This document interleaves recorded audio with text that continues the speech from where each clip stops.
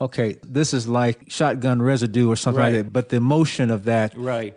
moving in that direction, as if something was hit and then Right.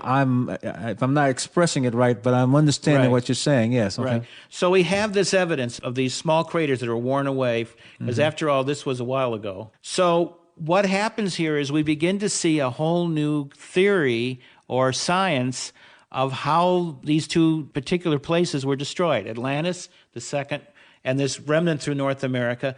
And then you have in Lemuria, you have this vast zone in the Pacific where people who study the geology of the ocean basin, the Pacific Ocean basin, have what they call subduction zones, Right. which would indicate that the theory of how Lemuria was destroyed, in other words, it got hit, and then the volcanoes went off, and that caused this gas belt to collapse, and then the whole continent To went down. submerge, you're right.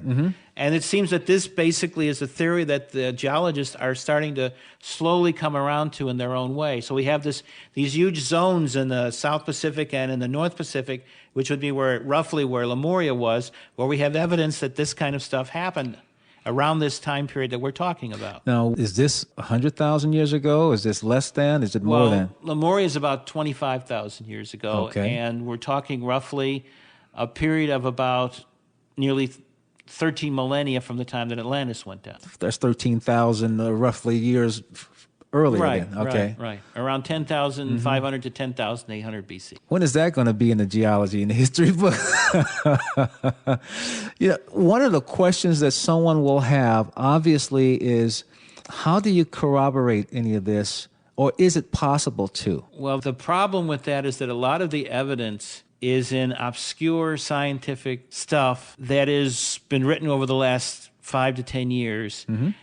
And also I read it in books that have been studying scientifically on their own, amateur scientists, looking for information in these different texts to find evidence of different theories that they have. And the thing that when I discovered this one book on Atlantis about the fact of this asteroids, which they thought it was, it fits perfectly what they're talking about, how the moon would break up and how they would have all these little impacts around it. So I saw that and immediately could see that what I'd been taught and shown was exactly what had happened. And whenever I read these books, I go, wow, because that's a confirmation of what they told me. Because mostly if you talk to an average scientist who is towing the line, so to speak, he Yes. would go to immense levels to prove that I was crazy or that my evidence was totally nonsense. Well, ultimately, all the scientists have are an opinion themselves. Right. And one that they can't substantiate either. They can only either agree in toto or not,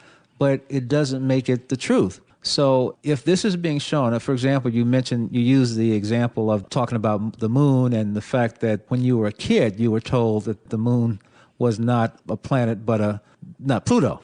Right. That Pluto was not a planet, but a moon. And then here now, decades later, science is coming around to that way of looking at it. Right. Sometimes it may take some time, as you're saying, that we start to get it and start to see plausibility in another way of looking at it. But having this information available coming through someone like you who is connected to a source, instead of ridiculing it, it makes much more sense to me to welcome it, to listen to it, and allow it to come out with an open mind and start to see what pieces of the puzzle it may actually start filling in for science, for humanity. Right. So this is one reason why we're having this conversation, because it makes no sense that we, as a human population, as a civilization on this planet, should be believing that our civilization only goes back the amount of years that we're only talking about, and then we're just blind or we just agree not to talk about anything before that. It makes no sense at all. And so if it's possible that we are star children or stars from the stars, we ought to know that. Right, exactly. So, and then the idea of contact and of reconnection and stuff, or even answering the question, are we alone? We can address that question, for example, because obviously we're not alone. What we are, perhaps, are having a limited perception.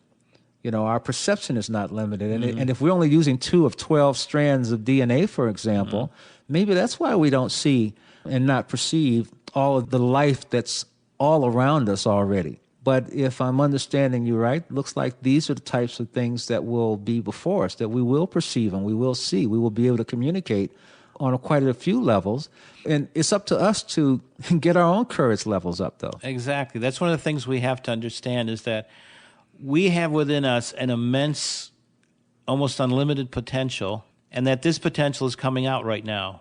And that what we have to do is to be brave enough to accept it and realize that massive different perceptions of who and what we are and where we came from and where we're going are going to be suddenly driven into our minds, and that we're going to accept that, and we're going to take it on, and we're going to use it to become the incredibly wondrous beings that we are capable of being. You know, and I want to say one thing, too. We talk about religious beliefs and all of that weighs in the balance, you know, for our acceptance or not. I always remember the words that are attributed to the one Jesus about all these things I do, and so shall you, and then greater things still. Right. This is all in alignment with that. Exactly. That's what Jesus, or Yeshua, as I prefer to use the Hebraic name for him, what he was doing back then, 2,000 years ago roughly, was setting the stage for what's happening right now. So we have to see that what he was talking about us being capable of and greater than he was being allowed to do at that time is part of this process of what's happening to us right now. And so the grand operation, the grand divine operation that's making us who we are is going to allow you to do that. And so in a way, to me, like second coming, so to speak, is us becoming who we really are and and able to communicate with the great masters, because they are a part of our everyday life. They're just as real to us, and we're able to sense them, experience them, hear them just as easily as the two of us here across the table. Yeah, and so it's not so much of them coming to us in the way we have been, but is us becoming aware of them in the way they are, with our oneness with that way. Right, and having the wisdoms from what we have learned and what they know to be able to exchange that and then use that to become greater than we are, or even would be at that time, so that we can fully take this great destiny which we've been given and manifest it. Well, on that note, so shall we end another rousing conversation with Sheldan Nidle, author of Your First Contact, Your Galactic Neighbors, the video of Lemuria, Fact or Fiction, and of the Planetary Activation Organization. I still feel that we are only just beginning to scratch the surface, but it's been scratched. So, Sheldan, it's a pleasure to have you on again, and it's a conversation we're going to do again. Thank you very much, and thank you once again for having me on the show. Sheldan's website is www.paoweb.com. That's paoweb.com. If you have any questions, comments, or suggestions, you can always contact me at adam@talkforfood.com. It makes you think. I also want to encourage you and remind you that you can pick up my documentary, Understanding MMS, Conversations with Jim Humble, at understanding-mms.com. Please do so. And in the meantime, be well, be aware, be yourself, be in love, and listen in next week when Talk for Food returns here on webtalkradio.net. We're out of here. Talk for Food is a Philos MediaWorks production.